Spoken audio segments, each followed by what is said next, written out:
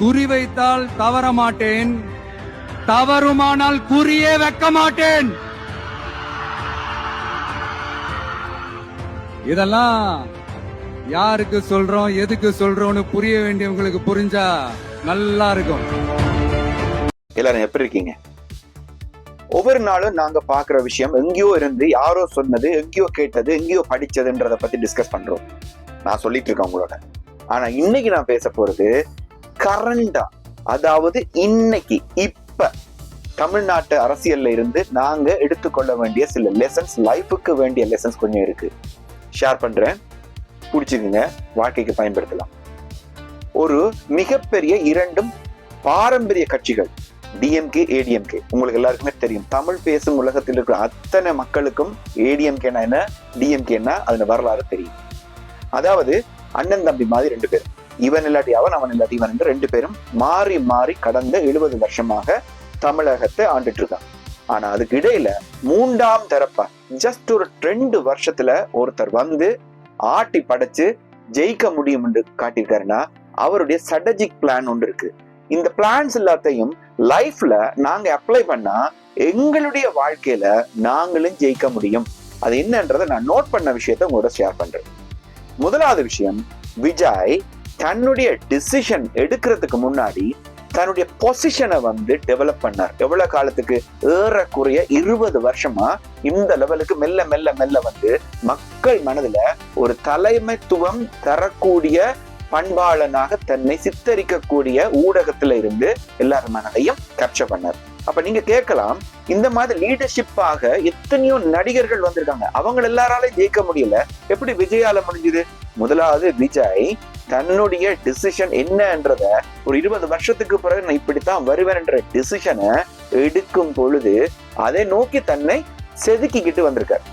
அவர் mentally prepare ஆகி பிறகு physically அதை நோக்கி டிராவல் பண்ணியிருக்கார். அப்போ நாங்க வாழ்க்கையில ஜெயிக்கணும்னா ஒரு நீண்ட தூர பயணத்தில் இருக்கக்கூடிய இலக்கை நோக்கி டே பை டே நாங்க வளரணும் என்றத இது எங்களுக்கு காட்டுது.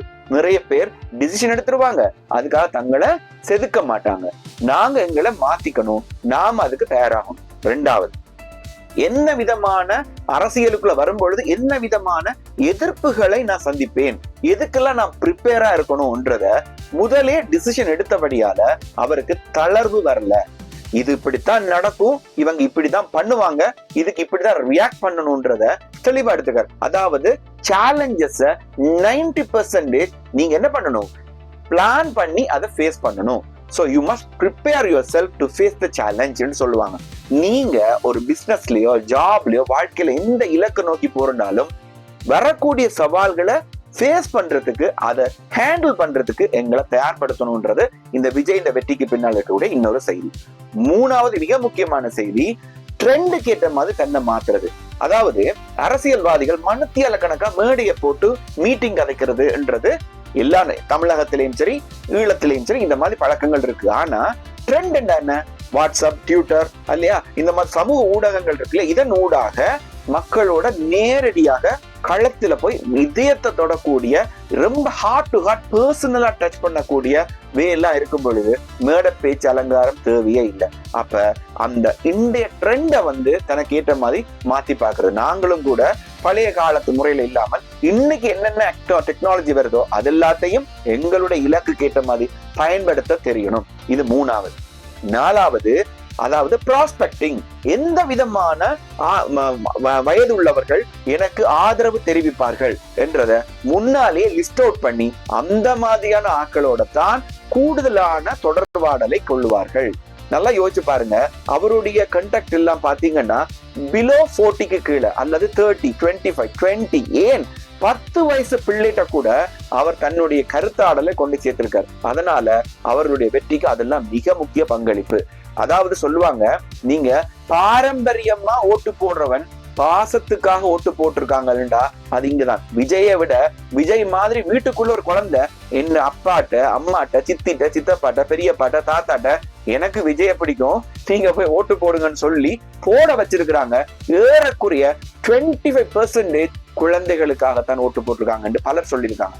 இது சில பேர் சொல்றாங்க இதுதான் தற்குறித்தனம்னு சொல்லுவாங்க. தற்குறின்னா என்ன தெரியுமா? அதாவது எதுக்கு பண்றோம்னு தெரியாமலே பண்றது. இது தற்குறித்தனம் இல்லைங்க, உண்மையான பாசம் அங்க வேலை செஞ்சிருக்கு. விஜய் எடுத்துக்கொள்ளக்கூடிய அடுத்த ஒரு மிகப்பெரிய ஆயுதம் அன்பு, பாசம். அது எமோஷனல் பாண்டிங்ன்றது. நாங்கள் ஒரு வேலையை செய்யும் பொழுது எங்களை யார தொடர்பு எடுக்க போறோமோ அந்த லாஜிக்கல் பாண்ட் இல்லாம எமோஷனல் பாண்ட் இருக்குமா இருந்தா ஒரு பிசினஸ சக்சஸ் பண்ண முடியும். நீங்க பாருங்க, ஒரு புடவை கடையில நீங்க புடவை எடுக்கும் பொழுது அவங்க 10 புடவையை போட்டுட்டு ஒரே ஒரு புடவை சொல்லுவாங்க, இந்த கலர் ஏதோ உங்களுக்காகவே இந்த புடவை செஞ்ச மாதிரி இருக்கு, இந்த கலர் உங்களுக்கு ரொம்ப மேட்ச் பண்ணுது, போனோம்னா தோல்ல போட்டு கண்ணாடிக்கு முன்னால போய் பாருங்க, நீங்க ரொம்ப அழகா இருப்பீங்க, இந்த நான் நினைக்கிறேன் உங்களுக்கு எப்படி தோணுதுன்னு சொல்லுவாங்க.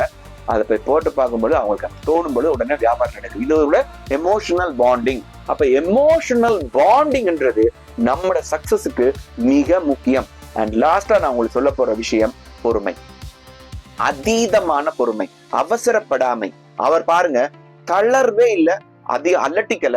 எவ்வளவு கருத்தாடல், எவ்வளவு கேவலமா, எவ்வளவு விமர்சனங்கள் அவர் மேல விட்டு அம்புகள் எல்லாத்தையும் பொறுமையா தாங்கிட்டு இருந்தார். ஏனென்றால் இந்த இடத்துல பதறினால் சிதறி போயிடும் என்ற எண்ணம் அவருக்கு இருக்கு. ஏன்னா இலக்கு தெளிவா இருக்கிறவனுக்கு தற்போது பொறுமையா இருக்கிறதுக்கு எந்த பிரச்சனையும் இல்லை. இலக்கு தெளிவில்லாதவர்கள் தான் புலம்பிட்டு இருப்பாங்க. எங்கட வாழ்க்கையிலையும் நாங்கள் புலம்பி முடியாமல் வாழ்க்கையை ஜெயிக்கணும்னா பொறுமை ரொம்ப முக்கியம். பொறுமை, நம்பிக்கை, இது ரெண்டும் எங்கள்கிட்ட இருக்குமா இருந்தா இந்த விஜயுடைய வெற்றி எங்களுக்கு ஒரு பாடமாக இருக்கும் என்று நான் நம்புறேன். நானும் உங்களுள்ள ஒருத்தன் தான், நானும் இதைத்தான் லேர்ன் பண்ணி இருக்கிறேன். என்ன போல நீங்கள் லேர்ன் பண்ணி இருந்தா உங்களோட வாழ்க்கை நிச்சயமா ஜெயிக்கும். Have a nice day.